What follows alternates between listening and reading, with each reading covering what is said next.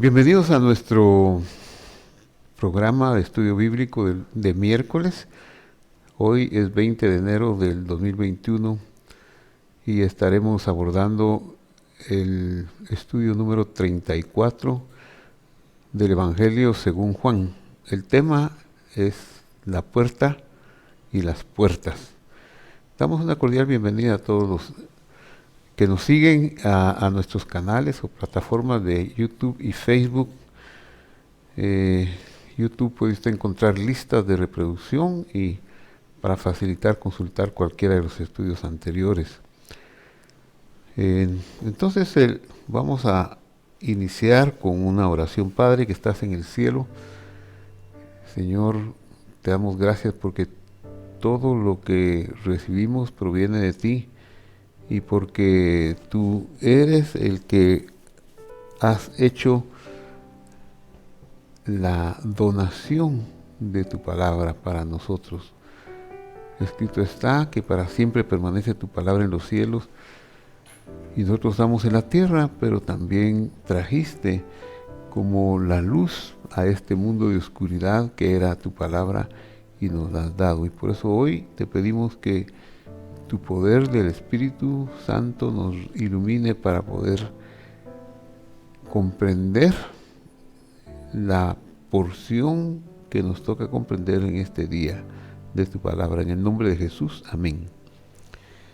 Muy bien, seguimos entonces con el Evangelio de Juan y el versículo 6 del capítulo 10. Bueno, en el capítulo 10 ya hablamos un tema sobre la puerta. Dijimos que en la puerta está, en la antigüedad, las puertas eran muy importantes para muchos aspectos de la vida, de la comunidad. Las puertas de la ciudad, de las ciudades amuralladas, eran como lugares de asamblea, de reunión para decidir cosas importantes, juicios, negocios, etcétera. La puerta también hablaba del mendigo, el que se sentaba a la puerta, y incursionamos en el Salmo 41 sobre el versículo que dice que bienaventurado el que piensa en el pobre en el día malo lo librará el Señor. Y decíamos que eso se refiere también a la puerta, solo que en este caso del Salmo no se refiere a la puerta al mendigo que pide ayuda de los demás, sino se refiere a cuando nosotros somos capaces de llegar a un estado de conciencia, de reconocer nuestra debilidad, nuestra necesidad de un auxilio más allá de lo humano. Esa es la dicha, es la riqueza del cielo, porque cuando uno reconoce su necesidad espiritual, entonces alcanza la bondad de Dios. Hoy quiero continuar con la alegoría, con este dicho del Señor, para entenderlo, porque son cosas tan profundas las que dice el Evangelio de Juan, y en el capítulo 10 no es la excepción, que vale la pena incursionar en ellas para poder entender esta alegoría. Verso 7 dice, volvió pues Jesús a decirles, de cierto os digo, yo soy la puerta de las ovejas. La alegoría, Él es la puerta, Él es el pastor, y hay muchas otras similitudes que se producen. Luego dice, todos los que antes de mí vinieron ladrones son y salteadores, pero no los oyeron las ovejas. Obviamente nadie como Él era el pastor de las ovejas, pues Él vino a poner su vida por ellas, Él vino a rescatarlas. Cuando dice yo soy la puerta, quiero aprovechar el estudio para incursionar en un tema, así como hicimos en el estudio anterior de aprender sobre el que se sienta a la puerta, sobre el que llega a un estado de conciencia de su necesidad espiritual. Ahora quiero enfocar otro ángulo de la puerta. El Señor obviamente es el que está diciendo, yo soy la puerta, como dice el versículo 9. El que por mí entre será salvo y entrará y saldrá y hallará pastos. La palabra pastos es muy parecida a la palabra lei, nomos, en griego, y lo que está refiriéndose más bien no solo a los pastos, porque es una alegoría, no solo a los pastos de las ovejas literales, sino se está refiriendo a los pastos del alimento espiritual como lo es la palabra de Dios, ya que nomos es ley o Pentateuco o la instrucción de Dios, y pastos comparte la misma etimología. Así que está hablando en cierta forma de entrar por la puerta, pasar por la puerta, entrar y salir y encontrar la instrucción de Dios. Estamos viviendo un tiempo muy angustioso desde marzo del año pasado en nuestra tierra, un poquito antes en otros países, sobre todo en Asia, un poquito más del año, pero nosotros desde marzo del 2020 nos tuvimos que enfrentar a la pandemia del coronavirus, del COVID-19, que nos cambió la vida, los hábitos y nos asustó, porque es un virus desconocido que muy contagioso empezó a hacer estragos en todo el mundo, y nosotros no fuimos la excepción. Tuvimos que salvaguardarnos, buscar protección, cubrirnos la boca, guardar distancia social, pues los países cerraron sus fronteras, Guatemala no fue la excepción. De todas formas, los contagios se dieron, las muertes de seres cercanos, queridos, también se dieron. Hoy quiero hablar de la puerta, de una protección que podemos nosotros tener y echar mano, una protección espiritual. Y le voy a poner como un subtítulo a este estudio, el Shema. El Shema. ¿Qué es el Shema? El Shema lo encontramos en Deuteronomio 6, versículo 4. El Shema Israel, así se conoce, es la confesión de fe de Israel. Muchos tienen confesiones importantes a la hora de un momento dramático en su vida, de vida o de muerte, y eso es lo último que dicen. Pero el pueblo de Dios tiene esta herramienta que es el Shema o el Shema Israel. Esa es la confesión de fe más grande que se puede decir aún en el momento que uno pudiera ver que va a morir, que no hay más que morir, decir esta confesión. La confesión en hebreo dice Shema Israel Adonai Eloheinu Adonai Echad. Traducido dice, escucha Israel, Adonai, o sea, el Señor, nuestro Dios, el Señor es uno, es uno es. Es una confesión para declarar que no hay nada aparte de Él, como dice nuestro logo que usted puede ver atrás. Nada hay aparte de Él.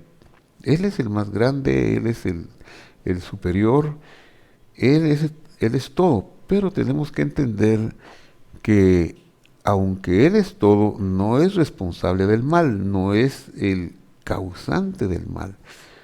Y es que el mal que existe en este mundo, este cosmos, el mundo presente, no es el cielo, no es el mundo de Dios, no es la habitación de Dios.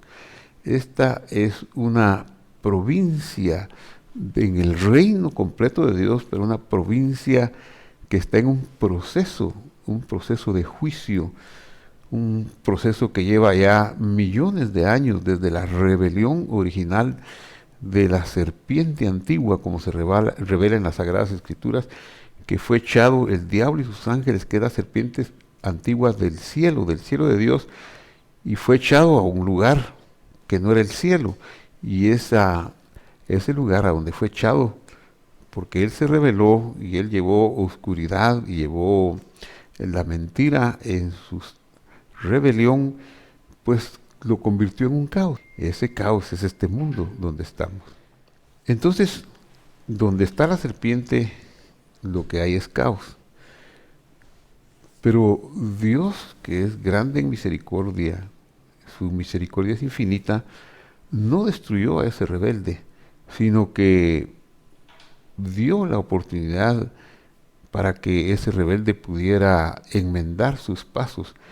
Y sobre todo porque como había salido de la creación de él, de la palabra de Dios, y seguramente había algunas chispas de esa palabra que estaban integrando, pero ya capturadas por la rebelión y por la mentira. Entonces el Señor hace una programación de rescate de esas chispas de divinidad que están encapsuladas en la oscuridad de la rebelión y de la mentira y de la muerte. Y podríamos decir que también sería una oportunidad para que la serpiente se arrepintiera de ver su maldad.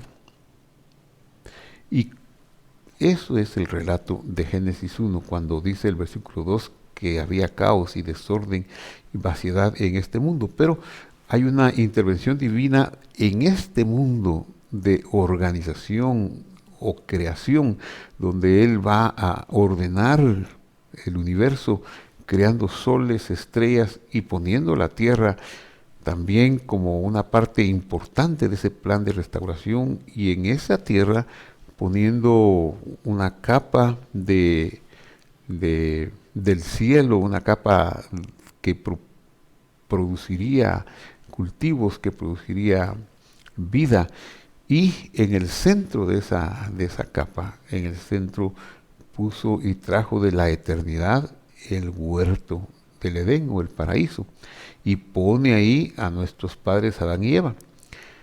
Entonces, la misión de Adán y Eva era difundir la luz del árbol de la vida y de la instrucción de Dios a este universo que Dios había organizado para ellos, porque todo fue creado para ese propósito. Pero el rebelde, la serpiente antigua, desde afuera de ese entorno del paraíso, logra hacer olvidar a nuestros padres el mandamiento, los engaña con sus artificios, como lo hizo en el cielo con la tercera parte de ángeles. ¿Qué habilidad tan grande tiene que en el cielo pudo engañar y hacer que la tercera parte de esos seres, de esas criaturas, no vieran a Dios y lo siguieran a Él? De igual manera con nuestros padres los engañó y los capturó en la oscuridad, en la muerte y en el dolor. Entonces todo, desde entonces hasta la fecha, este lugar es un lugar de esclavitud, de dolor y de oscuridad. Y cuando digo que todo es de Él, que todo viene de Él, lo que estoy diciendo no es que todo el mal viene de Él, ni que todo lo que nos molesta, las enfermedades o el coronavirus viene de Él. Lo que estoy diciendo es que nada aparte de Él hay, porque a pesar de ese mal que hay en el mundo, Él empezó a visitarnos de nuevo. No obstante que nos salimos de su protección en los principios de los tiempos, obedeciendo a la serpiente, empezó a enviar su luz en forma de mensajes, de palabra, su árbol de la vida, sus instrucciones. Finalmente, bueno, hay un proceso enorme. La revelación del Sinaí es la luz del mediodía que revela el propósito de Dios y que pone la contabilidad de la deuda del pecado, porque solo había muerte desde Adán hasta que vino la revelación del Sinaí, de la instrucción de Dios en el Sinaí, pero no se sabía la cantidad de la deuda, qué era lo que se debía. Pero cuando viene la Torá, cuando viene la instrucción de Dios, y sabemos que no hay que robar, porque el que roba tiene que pagar el doble, que no hay que hay pecados de muerte, que hay pecados que tienen ciertos castigos y ciertos castigos, es la deuda de la transgresión. Ahora, ya sabiendo cuál es la deuda, no podemos nosotros pagarla. Nos damos cuenta que es imposible pagarla, pero ya sabemos que no podemos pagarla. Pero entonces Él establece el anuncio y el sistema de la muerte del inocente, que un inocente ha de morir para cubrir el precio de la deuda, y se establece en esa forma de un antitipo el sistema de sacrificios levíticos, apuntando que habría un día en el futuro que vendría el sacrificio perfecto, el pago completo, la liberación de la esclavitud total y la restauración o reconciliación con Él. Y así sucedió. Llegado el cumplimiento del tiempo, Dios envió a su Hijo, el mismo Dios se hace como uno de nosotros, viene por medio de ingresar en esta creación en la expresión mínima de la vida, que es una semilla, y luego crece, porta en su cuerpo nuestros pecados, expía los pecados muriendo en el madero del Calvario. Después de haber expiado los pecados, resucita y se eleva a las alturas para continuar el proceso de restauración, prometiendo que Él va a regresar, porque tiene que completarse ciertas condiciones y cierto rescate en ese mundo caótico que ha sido puesto en esa situación de oscuridad, de caos, de esclavitud, desde la rebelión de la serpiente y desde el pecado de nuestros padres en el huerto del Edén. Entonces, el proceso sigue. Teníamos que nacer nosotros, venimos a la tierra a 2000 años de este maravilloso acontecimiento de redención, y ahora nosotros podemos decir que el Shema Israel es: escucha Israel, el Señor nuestro Dios, el Señor uno es. Es decir, no hay nada aparte de Él. Él es uno, Él está haciendo un proceso de restauración, Él está diciéndonos a nosotros que volverá pronto. Esa es la gran noticia y la gran bendición. Entonces, decíamos que desde hace casi un año estamos enfrentando una plaga, una amenaza de muerte que a todos, a hombres y mujeres, grandes y pequeños, pobres y ricos, ilustrados e ignorantes, nos ha puesto en peligro. Pero la luz de Dios al mismo tiempo viene para ser nuestra protección. Yo soy la puerta y vamos a entrar, dice el Señor, por la puerta que yo soy, vamos a entrar a pastos para que haya comida. Entonces, el Shema continúa diciendo así. Primero es declarar que Él es uno y único, que no hay nada aparte de Él, esa es la luz que está viniendo. Segundo, declarar, y lo digo en hebreo para que usted lo escuche y puede ver la traducción ahí. Dice: Beata et Adonai Eloheja bechol levaveja ufchol nafsheja ufchol meodeja. Lo que dije fue: y amarás al Señor, a Adonai tu Dios, con todo tu corazón, con todo tu ser y con todas tus fuerzas. Esa es la siguiente parte del Shema: amar a Dios con todo el corazón. Como Él es uno, su declaración, nuestra declaración de fe es amarlo con todo el corazón. Y luego dice: y estas palabras, Bejayúa de Barima, Elea Shera Nujimet Abeja, Ayom Alebabeja, y estas palabras que yo te ordeno hoy estarán sobre tu corazón. Y sigue diciendo: Beshinantán levaneja, y las inculcarás, o sea, las pondrás diligentemente levaneja sobre tus hijos. la necesidad de transmitir la fe y la declaración de fe del Shema a nuestros hijos es demasiado importante. ¿Cómo? Van Beship Teja cuando estés sentado en tu casa, Bebet Teja cuando Ublek Teja cuando andes, Baderech en el camino, Ushobeja, Ukomeja, cuando te sientes y cuando te acuestas. Es decir, debe estar todo el tiempo en nosotros sabiendo que Dios es uno y que hay que transmitirlas a nuestros descendientes, a nuestros hijos, a nuestros amigos, a nuestros discípulos. Y luego dice, Ukshartam leot al yadeja, y las atarás como signo. Y las Ushartam leot al yadeja bejayule totafo, y serán como filacterias o bandas entre tus ojos. O sea, tienen que estar fijas en la mente. Tenemos que tener fijo esta declaración: Dios es uno. No nos podemos mover de que Él domina todo, pero tenemos que aprender que Él no es el causante del mal, porque vamos a ver lo que viene a continuación. Dice, el versículo 9, de Deuteronomio 6:9 dice,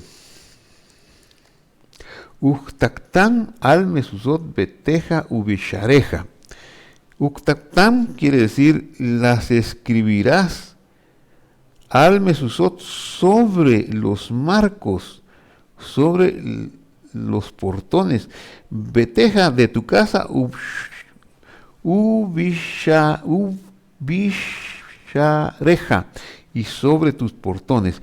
Entonces esta parte es bien interesante, bien bonita, que quisiera compartir su significado. Dijimos que estas palabras son la declaración de fe más importante, más grande, porque estamos declarando la unicidad de Dios, su soberanía sobre el universo entero, descartando cualquier duda de una responsabilidad del mal, sino que es el amor de Dios manifestándose, pero que esta unicidad debe impregnarse y debemos hacer que se impregne en los nuestros queridos. Pero el versículo 9 dice algo para concretar: las escribirás sobre los marcos de tu casa y sobre tus portones. Esto ya empieza a mostrarnos una idea de protección, una idea de seguridad, porque escribir estas palabras que acabo de decir, esta declaración que acabo de decir sobre los marcos, ¿para qué? ¿Para qué? Bueno, yo soy la puerta de las ovejas, el que entre por mí entrará y saldrá y hallará pastos. Estamos hablando de que el Señor es la puerta. El Señor Jesús dijo, yo soy la puerta, Dios es la puerta, pues. Y pasar por la puerta significa cuando salimos vamos hacia la calle, nos exponemos, y cuando entramos traemos peligros y queremos protección. La casa es el lugar de seguridad, pero estas palabras escritas en la puerta vienen a ser una protección.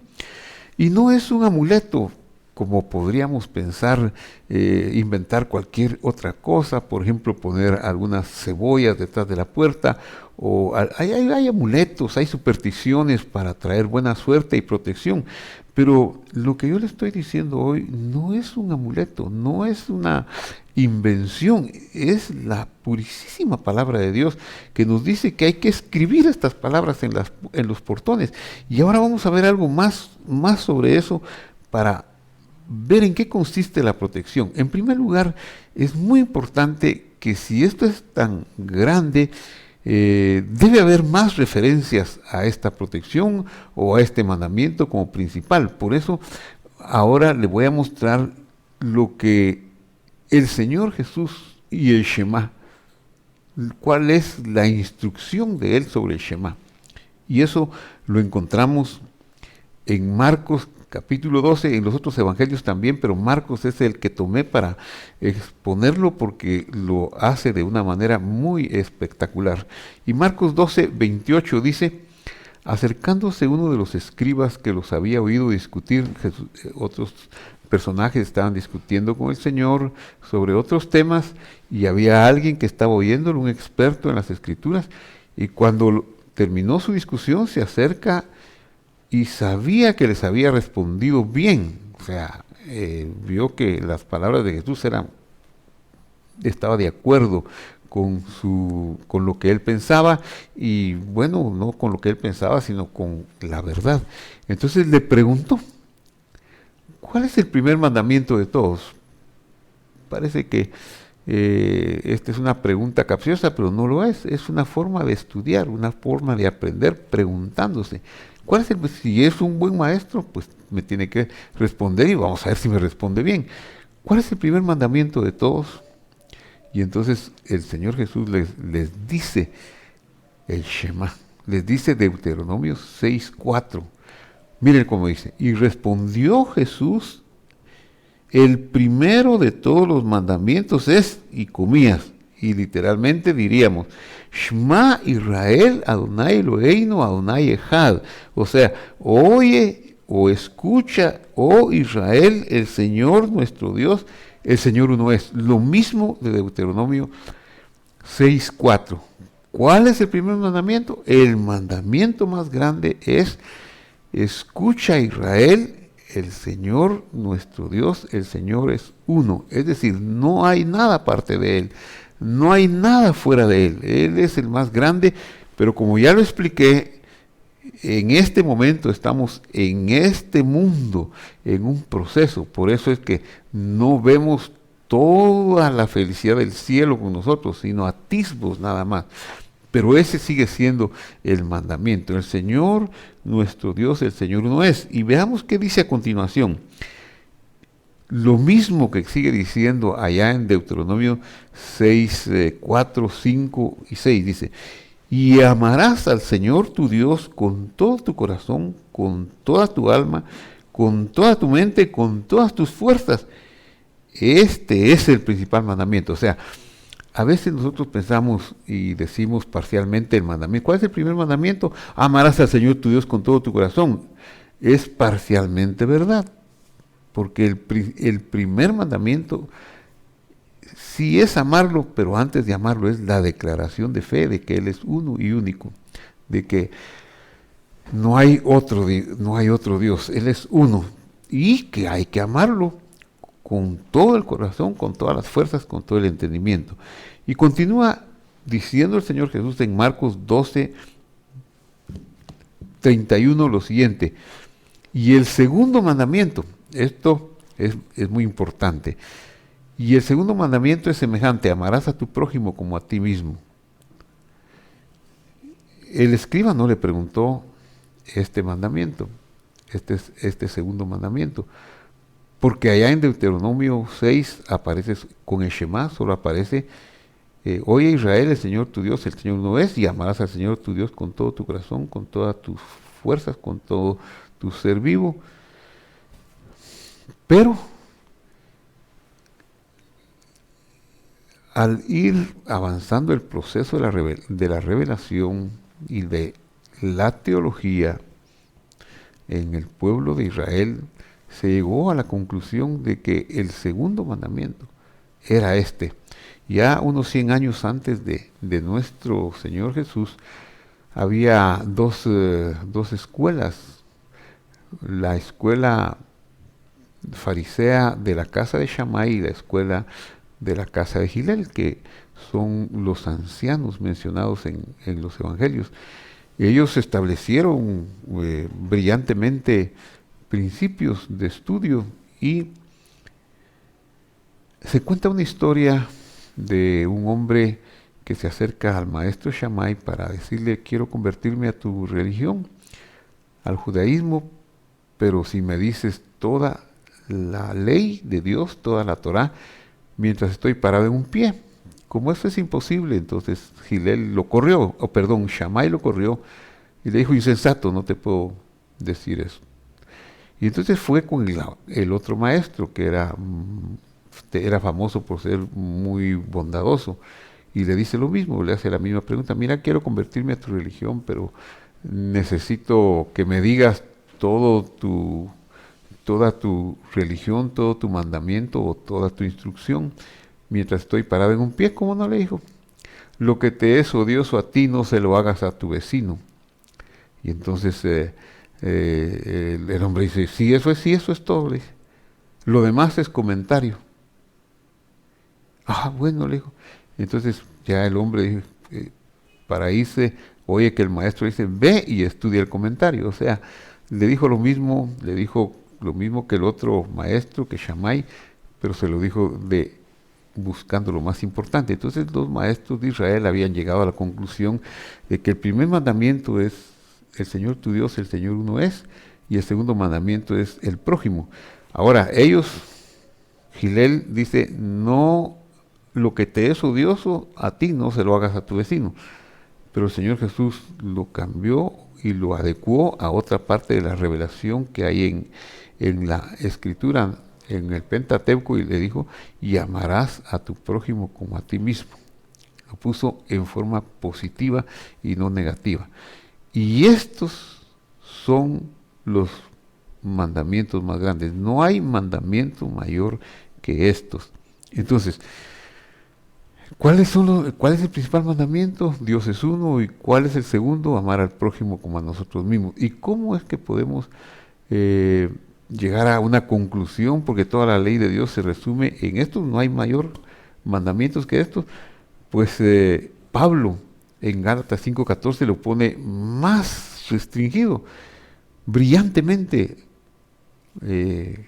encapsulado, porque dice: toda la ley, dice, toda la ley de Dios, toda la instrucción, toda la Torá se resume en este precepto: amarás a tu prójimo como a ti mismo.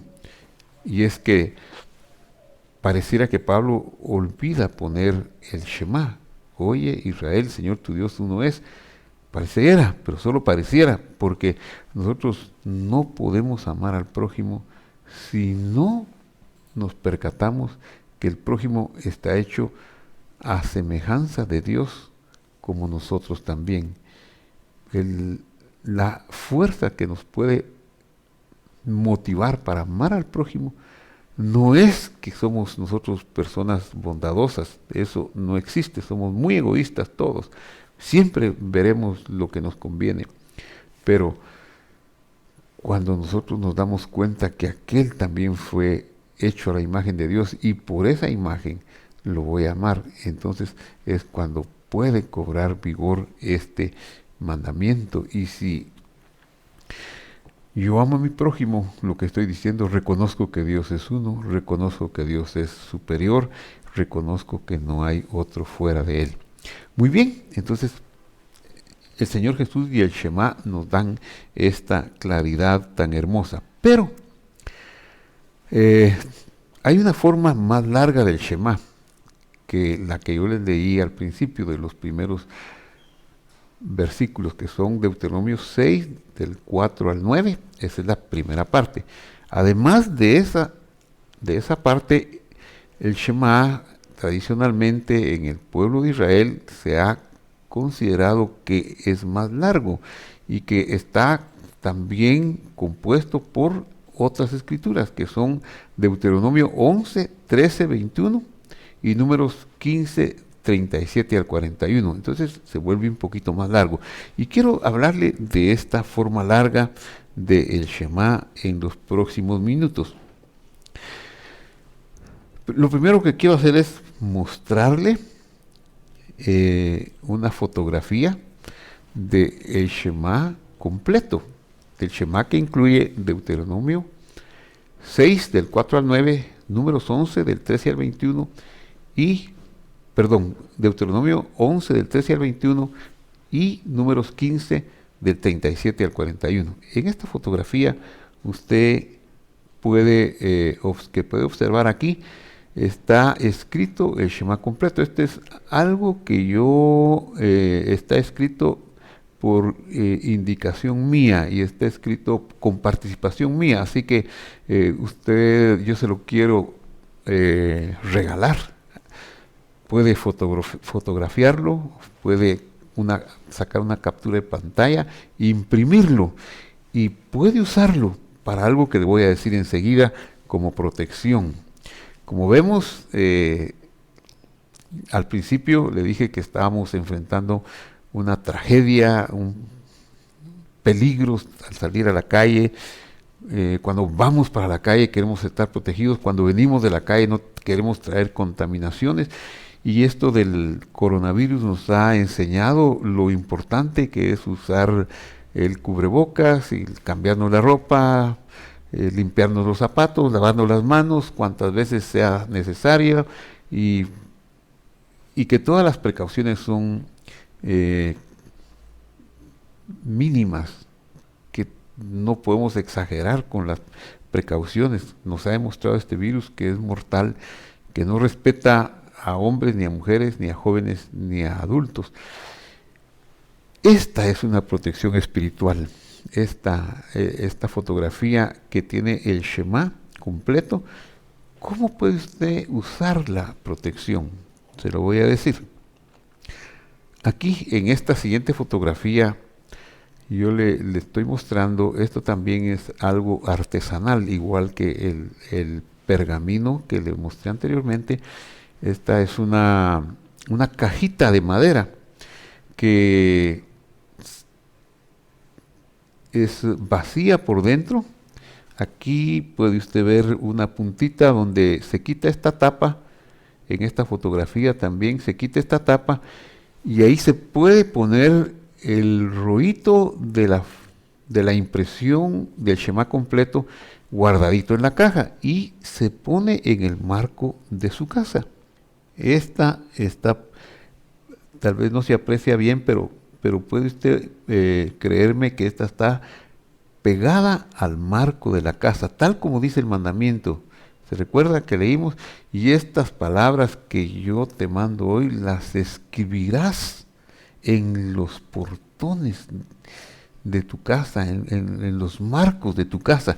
Pues esta es una forma práctica, es una forma que el pueblo de Israel a lo largo de los siglos, muy prácticamente y debido a cumplir ese mandamiento, se ha dado cuenta que se puede hacer esto literalmente. No es como una superstición, porque está en la palabra de Dios. Hay cosas que son supersticiones, como le decía, poner cebollas o poner ajos u otras cosas, porque hay una necesidad de cuidarse, de protegerse. La cebolla dice que son muy buenas, que absorben las gripes y las enfermedades. También eso podría ser cierto, pero esta es una protección superior, porque es una protección dictada por la palabra de Dios que nos cubre cuando salimos y nos cubre cuando regresamos. Le quiero explicar un poquito más sobre esto.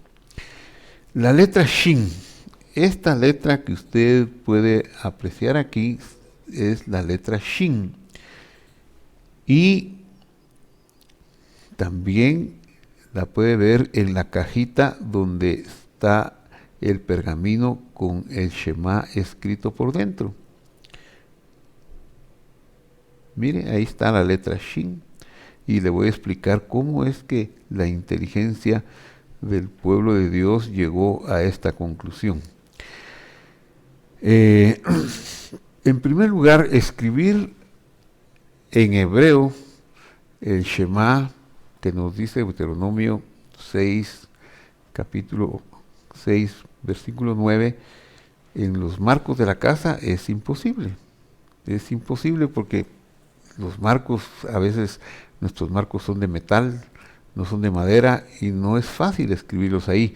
Entonces es muy práctico escribir el pergamino, por ejemplo, fotocopiar este pergamino. Bueno, puede comprarlo si quiere, los venden, puede buscar, averigüe,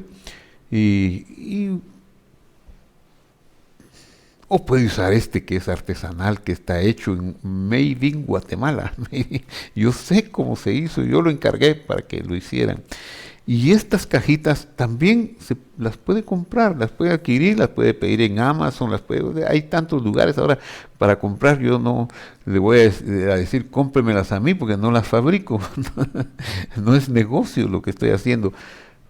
Pero es muy práctico poner ese pergamino adentro de la cajita y ponerlo en el marco de la casa. Y esa letra que le estoy hablando, la Shin, la vamos a analizar. ¿Qué es lo que tiene? ¿Qué es lo que significa? Para que vea usted la gran protección y bendición. La Shin es la inicial de la palabra Shaddai. Shaddai. La palabra Shaddai es más conocida aún en nuestro mundo occidental. Hay una canción muy bonita que habla del Shaddai, el Shaddai, muy linda, que surgió hace varios años. Hay iglesias, organizaciones que se han llamado el Shaddai. Son organizaciones cristianas muy fuertes, muy bendecidas por el Señor. Pero, ¿qué hay en el Shaddai? El Shaddai forma parte de una locución, de un nombre divino. El nombre divino es Él, que quiere decir fuerza, pero la fuerza más grande del universo, la fuerza que creó el universo. Y Shaddai, el Shaddai. Shaddai se traduce como el Todopoderoso, pero es muy, muy difícil entender la traducción del Shaddai porque tiene que ver con montaña, con oculto, es decir, es el poder oculto de Dios desde los collados eternos. Ahora, Shaddai también viene a ser un acrónimo, la letra Shin. La letra Shin que se pone en la cajita donde vamos a poner el Shema significa las letras de estas palabras. Shomer, Daltot, Israel. Shin, Shomer, Dalet, Daltot, Israel. Shomer es un infinitivo, es un participio que significa guardador, guardador. Shomer en hebreo es guardador. Daltot es plural de puerta. Dalet, Delet es puerta. Daltot son puertas, varias puertas. Y la última letra que suena como una I es Israel. Entonces, el guardador de las puertas de Israel. ¿Quién es? Él, Dios, el poder creador del universo. Cuando nosotros ponemos con esa fe y con ese entendimiento, no como una religiosidad y no como un amuleto, porque ese es el peligro cuando uno no conoce lo que es y solo lo hace porque lo oyó, ¿verdad? Porque alguien lo dijo, corre el riesgo en estar algo que es bueno, estar pervirtiéndolo a una superstición y un amuleto. Pero cuando uno tiene conocimiento de causa, que esa cajita lleva las palabras de Dios que Dios ordenó que se pusieran en los marcos de la casa, en los portones de la entrada, y que esa letra Shin que lleva adentro el Shema significa el guardador de las puertas de Israel. Israel, sí, Israel es una nación que se llama Israel.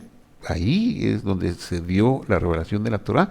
Ahí surgieron los patriarcas, el pueblo escogido por Dios, pero también hay una extensión de ese Israel hacia todos los que son de la fe de Abraham, a los que Dios les reveló la justificación por la fe como Abraham.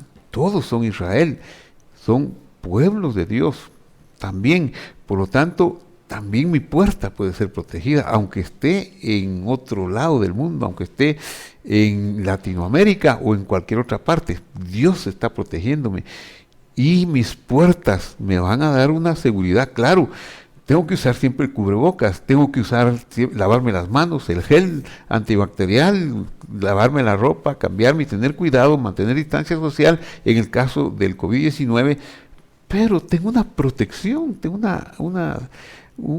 una herramienta antiquísima de protección que puede hacer que me libre de momentos de dificultades que yo no sé que hay un peligro ahí. Muy bien. Entonces, el Shema lo podemos unir a esta confesión que encontramos en el Salmo 121. El Salmo 121 dice, los versículos 5 para el final. No lo puse todo, pero tomé el extracto del versículo 5, aunque los primeros 4 versículos son igualmente protectores. Pero dice, el Señor es tu guardador. ¿Quién es? El Señor es tu guardador. El Señor es tu sombra a tu mano derecha. El sol no te fatigará de día, ni la luna de noche. El Señor te guardará de todo mal. Él guardará tu alma. El Señor guardará tu salida y tu entrada desde ahora y para siempre. Mire qué cosa tan bella, qué apropiado para estos momentos. Y le quiero regalar una confesión más resumida, que con esto voy a ir terminando ya. Hoy me alargué bastante. La confesión más resumida, un regalo para usted.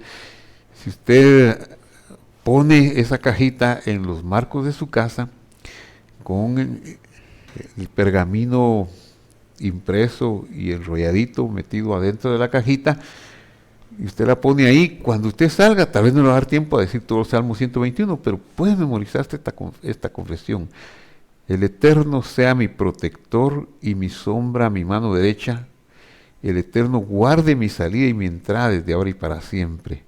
Y puede decir amén. Mire qué cosa tan bella. Una leve oración de salida, una leve oración de entrada, y esto le va a dar una alegría, un cumplimiento de un precepto de la palabra de Dios. Así que concluyo con, y el ladrón no viene sino para hurtar, matar y destruir, pero yo he venido para que tengan vida y que la tengan en abundancia.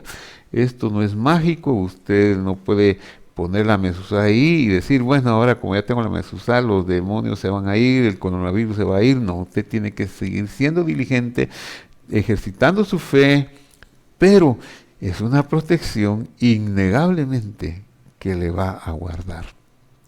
Vamos a orar. Vamos a orar.